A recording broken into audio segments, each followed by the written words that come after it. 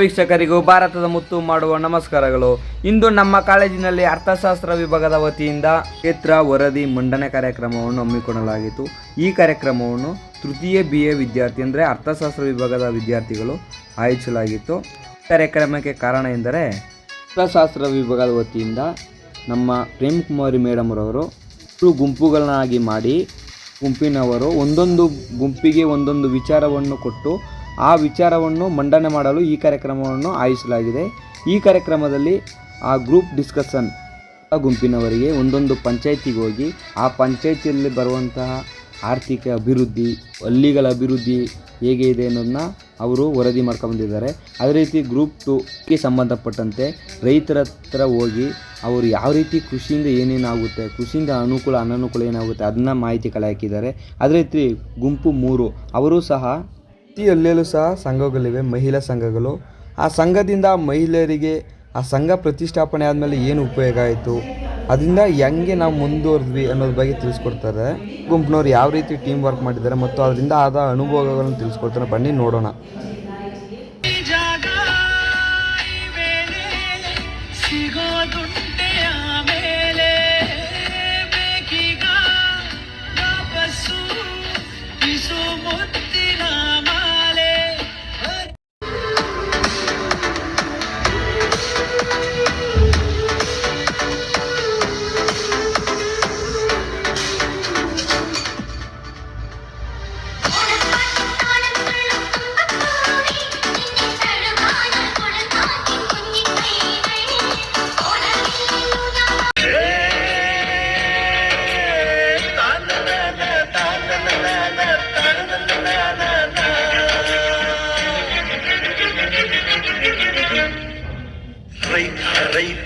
ಗುಂಪಿನವರು ಆ ಕ್ಷೇತ್ರ ವರದಿ ಮಾಡುವಾಗ ಯಾವ್ಯಾವ ರೀತಿ ಎಕ್ಸ್ಪೀರಿಯನ್ಸ್ ಆಯಿತು, ಅನುಭವ ಆಯಿತು ಅನ್ನೋದು ತಿಳಿಸ್ಕೊಡ್ತಾ ಇದ್ದಾರೆ.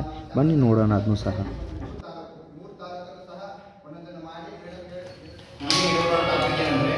ಕೃಷಿ ಯಾವ ರೀತಿ ಬಂತು, ಹೇಗೆ ಅಭಿವೃದ್ಧಿ ಆಗುತ್ತದೆ ಮತ್ತು ಕೃಷಿಯ ಪಾತ್ರ.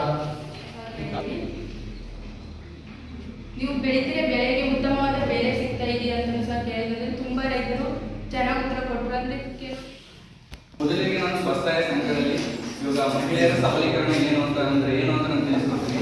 ಆಮೇಲೆ ಸರ್ ಮಹಿಳೆಯರ ಸಬಲೀಕರಣದಲ್ಲಿ ಸ್ವಸಹಾಯ ಸಂಘಗಳ ಪಾತ್ರ ಏನು ಅಂತ ಶಾರದವರು ಎಕ್ಸ್ಪ್ಲೈನ್ ಮಾಡ್ತಾರೆ. ಮೊದಲಿಗೆ ಮಹಿಳೆಯರ ಸಬಲೀಕರಣ ಅಂತಂದ್ರೆ ಮಹಿಳೆಯರು ಅವರೇ ಒಂದು 10 ಜನರಿಂದ 15 ಜನ ಸೇರಿ ಒಂದು ಗುಂಪಾಗಿ ಮಾಡಿಕೊಂಡು ಅವರವರೇ ಫಸ್ಟ್ ಸ್ಟಾರ್ಟಿಂಗಿಂದ ಇಷ್ಟು ಅಮೌಂಟ್ ಅಂತ ಹೇಳಿ ಅವರೇ ಹಾಕೊಂಡು ಅದರಲ್ಲಿ ಅವರ ಆದಾಯನ ಹೆಚ್ಚಿಸ್ಕೊಂಡು ಅವರವರಿಗೆ ಸಾಲ ಕೊಟ್ಟು ಮಾಡ್ತಾ ಇರ್ತಾರೆ.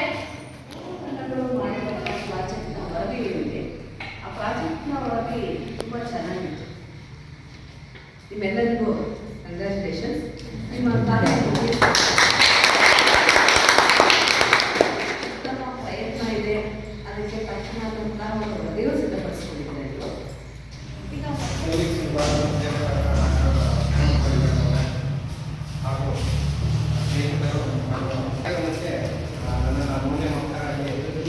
ಆರನೇ ಸೆಮಿಸ್ಟರ್ಲಿ ಇದನ್ನು ಒಂದು ಪೇಪರ್ ಆಗಿ ಸ್ಟಡಿ ಮಾಡ್ತೀವಿ. ಇಂಟರ್ನ್ಶಿಪ್ ಅಂತ ಹೇಳಿ ಪೇಪರ್ ಬರ್ತದೆ. ಅದಕ್ಕಿಂತ ಮೊದಲೇ 5ನೇ ಸೆಮಿಸ್ಟರ್